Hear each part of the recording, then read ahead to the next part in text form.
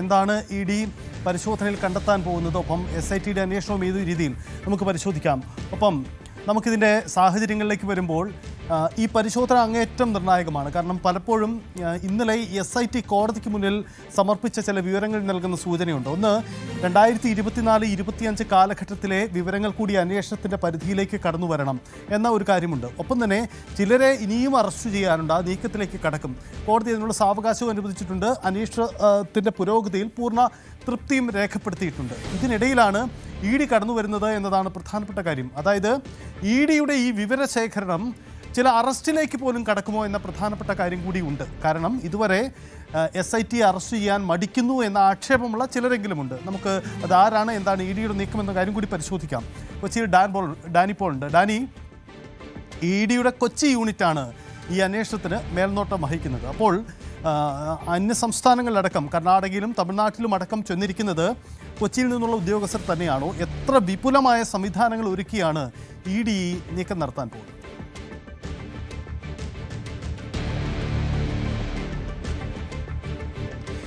സജിത്ത്, ഈ കൊച്ചി യൂണിറ്റ് നേതൃത്വം നൽകുന്ന ഈ അന്വേഷണ ഈ ദൗത്യത്തിന് അതിന് ഇതര സംസ്ഥാനങ്ങളിൽ നിന്നുള്ള EDയുടെ ഉദ്യോഗസ്ഥർ കൂടി, എൻഫോഴ്സ്മെൻറ്റ് ഡയറക്ടറേറ്റിൻ്റെ ഉദ്യോഗസ്ഥർ കൂടി ഈ സംഘത്തിൽ ഭാഗഭാക്കാവുന്നുണ്ട്. അത് പ്രധാനമായും കർണാടകയിലെയും ആന്ധ്രയിലെയും അടക്കം ഉദ്യോഗസ്ഥർ ഈ സംഘത്തിലുണ്ട് എന്നതാണ് നിലവിൽ ലഭ്യമാകുന്ന സൂചനകൾ. ഇതിൻ്റെ മുഴുവൻ ആസൂത്രണവും ഏകോപനവും എല്ലാം തന്നെ കൊച്ചിയിൽ നിന്ന് അഡീഷണൽ ഡെപ്യൂട്ടി ഡയറക്ടർ ആണ് ഇതിൽ നിർവഹിക്കുന്നത് എന്നതാണ് മനസ്സിലാക്കാനായിട്ട് സാധിക്കുന്നത്. വളരെ വിപുലമായ രീതിയിൽ തന്നെ അന്വേഷണം മുന്നോട്ട് കൊണ്ടുപോകുന്നു. ആ സജ്ജത്തിൽ ശ്രദ്ധിക്കേണ്ടത്, ഇതിൽ പ്രത്യേക അന്വേഷണ സംഘം ഇതിലേക്ക് വരുമ്പോൾ അത് ഹൈക്കോടതിയുടെ മേൽനോട്ടത്തിൽ, നിയന്ത്രണത്തിൽ, ഉപാധികളിൽ ഇതിലെല്ലാം തന്നെ മുന്നോട്ട് പോകുന്നുണ്ട്. കർശനമായൊരു മേൽനോട്ടത്തിൽ തന്നെയാണ് ഹൈക്കോടതി മേൽനോട്ടത്തിൽ അന്വേഷണം മുന്നോട്ട് പോകുന്നത്. എങ്കിൽ കൂടിയും പ്രത്യേക അന്വേഷണ സംഘത്തിന് ചില പരിമിതികളെങ്കിലും ഉണ്ട് എന്ന് പറയേണ്ടി വരുന്നു. കാരണം പല കാര്യങ്ങൾ, സാമ്പത്തികമായ ഈ ക്രമക്കേടുകൾ, അതടക്കമുള്ള കാര്യങ്ങൾ, അതിൻ്റെ ഉള്ളറകൾ, ഇതിലേക്കെല്ലാം തന്നെ പോകുന്നതിന് അവരൊരു സംവിധാനങ്ങൾക്ക് ചില പരിമിതികളും കാര്യങ്ങളും ഉള്ളപ്പോൾ EDക്ക് മുന്നിൽ അത്തരം പരിമിതികളെ ഇല്ല എന്നതൊരു വസ്തുത തന്നെയാണ് നിലനിൽക്കുന്നത്. കാരണം ഇതിൽ ഈ പേര് ചേർക്കപ്പെട്ടുള്ള, നിലവിൽ 11 പേരോളം അറസ്റ്റ് ചെയ്യപ്പെട്ടിട്ടുള്ള ഒരു കേസാണ്. കൂടുതൽ പേർ സംശയത്തിന് മുൻപിൽ ഒരുപക്ഷെ അറസ്റ്റിന് തൊട്ടടുത്ത കസ്റ്റഡിയിലെടുക്കുന്ന ആ സാഹചര്യങ്ങളിലെല്ലാം തന്നെയുണ്ട്. ഹൈക്കോടതി തന്നെ പറയുന്നു ഏതാണ്ട് 5ഓളം പേരുടെ നടപടികൾ സംശയാസ്പദമാണെന്ന് SIT തന്നെ നൽകിയ റിപ്പോർട്ടിലുണ്ട്. ഹൈക്കോടതി തന്നെ ചോദിച്ചിട്ടുണ്ട് എന്തുകൊണ്ട് നടപടികളിലേക്ക് നീങ്ങുന്നില്ല എന്നെല്ലാം തന്നെ പറയുമ്പോൾ ചിലരെങ്കിലും തന്നെ പല കാരണങ്ങൾ കൊണ്ട് അല്പം നീങ്ങി നിൽക്കുന്നവരുണ്ട് ഈ അന്വേഷണ സംഘത്തിൻ്റെ പരിധിയിൽ നിന്നില്ല. പക്ഷേ അത്തരം പരിധികൾ EDക്ക് മുന്നിൽ ഇല്ല എന്നുള്ളതാണ് ഇതിൽ ഏറ്റവും പ്രധാനപ്പെട്ട സവിശേഷത എന്ന് പറയുന്നത്. വിപുലമായ അന്വേഷണത്തിലേക്ക് പോകുമ്പോൾ ഇവരുടെ ബാങ്ക് ഇടപാടുകൾ അടക്കമുള്ള കാര്യങ്ങൾ, ഇവരുമായി ബന്ധപ്പെട്ടിരിക്കുന്ന സ്ഥാപനങ്ങൾ, വ്യക്തികൾ, അവർക്ക് പണം നൽകിയവർ, ഇതെല്ലാം തന്നെ ഈ അന്വേഷണത്തിൻ്റെ പരിധിയിലേക്ക് കടന്നു വരികയാണ്. ഈ സ്വർണ്ണ വ്യാപാരിയും അതോടൊപ്പം തന്നെ ഉണ്ണികൃഷ്ണൻ പോറ്റിയും ഇടപാടുകൾ നടത്തിയവരും, ഇതെല്ലാം തന്നെ അവരാരെല്ലാമായി ഇടപാടുകൾ നടത്തി എന്നതെല്ലാം തന്നെ ഇതിൻ്റെ ഒരു സമഗ്ര അന്വേഷണത്തിലേക്ക് കടന്നു വരികയും ചെയ്യുന്നു. ഇതിന് ആരൊക്കെ പണം മുടക്കിയിട്ട് അങ്ങനെ ചില അന്വേഷണങ്ങൾ ഒരു ഭാഗത്ത് നടക്കുന്നുണ്ട്. ഇതൊരു വിശാലമായൊരു കൊള്ളയാണ് നടന്നിരിക്കുന്നത് എന്ന രീതിയിലേക്കാണ് കാര്യങ്ങൾ പോകുന്നത്. അങ്ങനെയെങ്കിൽ ആർക്കൊക്കെ ഇതിൽ താല്പര്യമുണ്ടായിരുന്നു, ആരൊക്കെയാണ് ഈ ഇത്തരത്തിലൊരു ആസൂത്രണത്തിലുണ്ടായിരുന്നത്, ഇതിൽ കള്ളപ്പണം വെളുപ്പിക്കൽ അടക്കമുള്ള കാര്യങ്ങൾ നടന്നിട്ടുണ്ടോ, ഈ പണം രാജ്യം വിട്ടിട്ടുണ്ടോ, ഇത്തരം കാര്യങ്ങൾ ഇതെല്ലാം തന്നെ അന്വേഷിക്കേണ്ടതുണ്ട്. അപ്പോൾ പരിധിയില്ലാത്തൊരു അന്വേഷണത്തിൻ്റെ മുൻപിലേക്ക് തന്നെയാണ് EDക്ക് മുൻപിലേക്ക് ഈ ഒരു കേസ് വന്നിരിക്കുന്നത് എന്നതാണ് ഏറ്റവും പ്രധാനപ്പെട്ട കാരണം. മറ്റിടങ്ങളിലെല്ലാം തന്നെ പരിശോധന നടത്തുന്നു. ED ECR രജിസ്റ്റർ ചെയ്ത് മുന്നോട്ട് പോകുമ്പോൾ അതിൽ ഏത് സമയവും ഇങ്ങനെയൊരു സമഗ്രമായൊരു പരിശോധന, വിശദമായൊരു പരിശോധന ഉണ്ടാകുമെന്ന് പ്രതീക്ഷിച്ചിരുന്നു. പക്ഷേ അത് ഇങ്ങനെ വിശാലമായൊരിടങ്ങളിലേക്ക്, ഈ 21 കേന്ദ്രങ്ങളിലേക്കടക്കം ഒരേ സമയം തന്നെ എത്തുമെന്നോ അല്ലെങ്കിൽ ഈ രീതിയിലൊരു മുന്നൊരുക്കങ്ങൾ നടത്തിക്കൊണ്ട് പോകുമെന്നോ ഒന്നും ആരും അത്ര കണ്ട ഒരു പ്രതീക്ഷയിലേക്ക് വന്നിരുന്നില്ല. അന്വേഷണം ഉണ്ടാകും, പരിശോധനകളിലേക്ക് കടക്കുമെന്നെല്ലാം തന്നെ പറയുമ്പോൾ വളരെ നേരത്തെ തന്നെ ED ഒരുങ്ങിക്കൊണ്ട് തന്നെയാണ് പോയത്.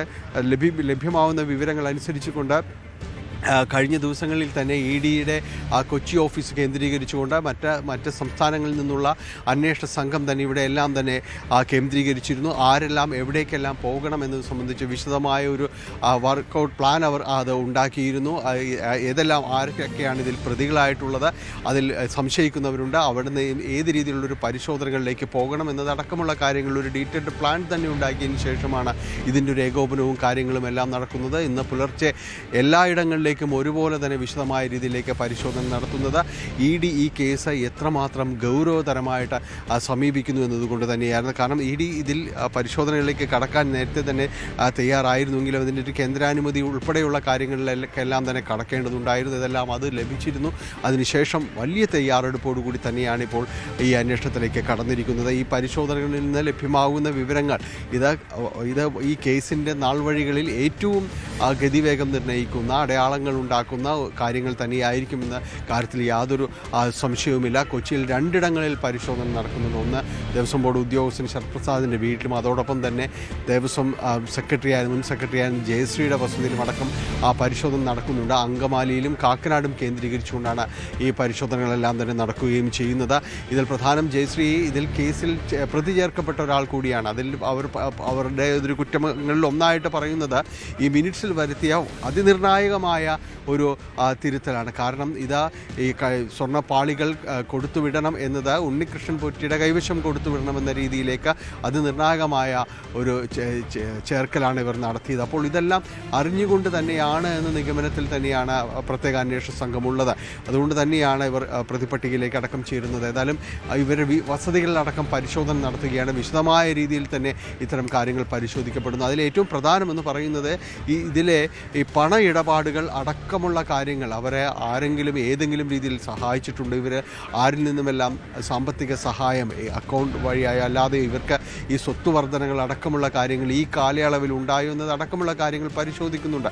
2019 മാത്രം ആ കാലഘട്ടം മാത്രമല്ല, വിശാലമായ ഒരു 20-25 വർഷം ഈ അന്വേഷണ പരിധിയിലേക്ക് അടക്കം വരികയാണ്. അപ്പോൾ വലിയ രീതിയിൽ ഇതുമായി ബന്ധപ്പെട്ടുകൊണ്ട് ഇടപാടുകൾ നടത്തിയിട്ടുള്ള എല്ലാവരിലേക്കും തന്നെ അന്വേഷണം വരുന്നൊരു കാഴ്ചയാണ് നമ്മൾ കാണുന്നത്. ഒരുപക്ഷെ സജിത്ത, നമ്മൾ ഇതുവരെ പറഞ്ഞ പരിചിതമായ പേരുകൾ ആയിരിക്കില്ല ഒരുപക്ഷെ ED കൂടി കടന്നു വരുമ്പോൾ ഉള്ളത്. വലിയ പേരുകളിലേക്കടക്കം കടന്നു വന്നാൽ അതിലൊരിക്കലും അത്ഭുതപ്പെടേണ്ടതുമില്ല. സജിത്ത. ഡാനി, ഒരു കാര്യം, ഇത് ഈ EDയുടെ ഈ പരിശോധനയിൽ സാധാരണ ഒരു ഔദ്യോഗിക റിലീസ് ഉണ്ടാവാറുണ്ടല്ലോ, ഈ പരിശോധനയുടെ നീക്കം എന്തായിരുന്നു എന്നതിൽ. അപ്പോൾ ഇന്ന് ഉച്ചയ്ക്ക് ശേഷമേ അങ്ങനെ ഒരു വിശദീകരണം EDയുടെ ഭാഗത്ത് നിന്ന് ഔദ്യോഗികമായി ഉണ്ടാവാനുള്ള സാധ്യതയുള്ളോ?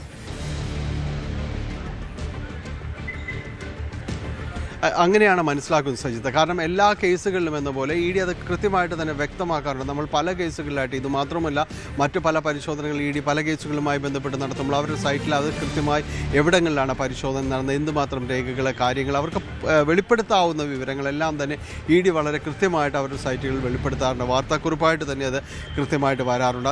അതിൻ്റെ ഒരു സ്വഭാവം എന്ന് പറയുന്നത് ഈ പരിശോധനകൾ അവസാനിക്കുന്ന മുറയ്ക്ക് അതിൻ്റെ ഒരു ക്രോഡീകരണം നടന്നതിന് ശേഷം എന്ന രീതിയിലാണ് പലപ്പോഴും തന്നെ വന്നിരിക്കുന്നത്. ഈ കേസിലും അത് തന്നെയാണ് നമ്മൾ പ്രതീക്ഷിക്കുന്നത്. കാരണം ഇതൊരു വിശാലമായ ഒരു റെയ്ഡാണ്. 21 കേന്ദ്രങ്ങളിൽ ഈ രീതിയിലൊരു പരിശോധന നടത്തുക, അത് മറ്റു കേസുകൾ പോലെ ഇതിലെ വിശദമായിട്ട് തന്നെ രേഖകൾ പരിശോധിക്കേണ്ട അവസ്ഥയിലേക്കെല്ലാം തന്നെ വരുന്നുണ്ട്. കാരണം ഇതിൽ എല്ലാം തന്നെ പണമിടപാട് സംബന്ധിയായ കാര്യങ്ങളിൽ വളരെ നിർണായകമാകുന്ന കാര്യങ്ങൾ തന്നെയാണ്. അതുകൊണ്ട് അതിൻ്റെ എല്ലാം പരിശോധനകൾ പൂർത്തിയാക്കാനും കുറച്ച് സമയമെടുക്കും എന്ന് തന്നെയാണ് ED ഉദ്യോഗസ്ഥരുമായി ബന്ധപ്പെട്ട് മനസ്സിലാക്കാനായിട്ട് സാധിക്കുന്നത്. അങ്ങനെ ഒരു പക്ഷേ ഇതുമായി ബന്ധപ്പെട്ടുകൊണ്ട് ആദ്യം വരുന്ന റിലീസ് ഇന്നിടങ്ങളിൽ പരിശോധന നടത്തിയെന്ന് അവരുടെ നയം വ്യക്തമാക്കുന്ന ഒരു പ്രാഥമികമായ ഒരു വാർത്താക്കുറിപ്പായിരിക്കാം. അതിനുശേഷമായിരിക്കാം വിശദമായ പരിശോധനാ ഘട്ടങ്ങളിൽ എന്തെല്ലാമാണ് എന്നത് സംബന്ധിയായ കാര്യങ്ങളിൽ ഉണ്ടാകുന്നത്. അതുകൊണ്ടൊരു പ്രാഥമികമായ റിലീസും അതിനുശേഷം വിശദമായ ഒരു വാർത്താക്കുറിപ്പും തന്നെയാണ് ഇതുമായി ബന്ധപ്പെട്ടുകൊണ്ട് പ്രതീക്ഷിക്കുന്നത്. ഒരുപക്ഷെ വൈകുന്നേരത്തോടുകൂടി നമുക്ക് പ്രതീക്ഷിക്കാൻ കഴിയും. സജിത്ത. അതാണ് സാഹചര്യം. എന്തായാലും ED ഇക്കാര്യത്തിൽ ഔദ്യോഗികമായ ഒരു വാർത്താക്കുറിപ്പിലൂടെ ഈ അന്വേഷണ നീക്കങ്ങൾ പുറത്തുവിടുമെന്ന് കരുതാം. ഇതിന് അപ്പുറം ചില അറസ്റ്റുകൾ പോലും ഉണ്ടാവാനുള്ള സാധ്യത തള്ളിക്കടന്നുകൂടാ എന്നതാണ് സാഹചര്യം. കൂടുതൽ വാർത്തകൾക്ക് News 18 Keralam YouTube channel subscribe ചെയ്യുക.